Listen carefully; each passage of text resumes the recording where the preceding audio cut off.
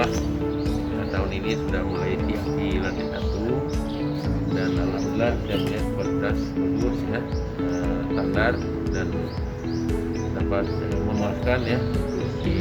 Sudah bisa ditempati di lantai 1, tapi karena ada lanjutan tahun ketiga nanti di 2022 yang saat ini sedang dalam proses persiapan tender, maka kantor ini mungkin tunggu selesai aja, karena ini ada 2 lantai lagi akan disiapkan untuk tahun 2022.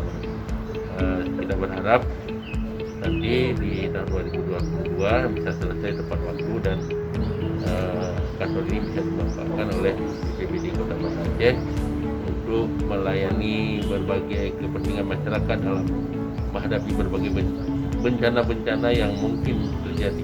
Jadi dengan adanya kantor, ada ini kan tentu persiapan cepat untuk gerak cepat akan memudahkan bagi BPBD dalam melayani masyarakat kita Kota Banda Aceh dan siapa saja yang masyarakat membutuhkan pelayanan dari BPBD.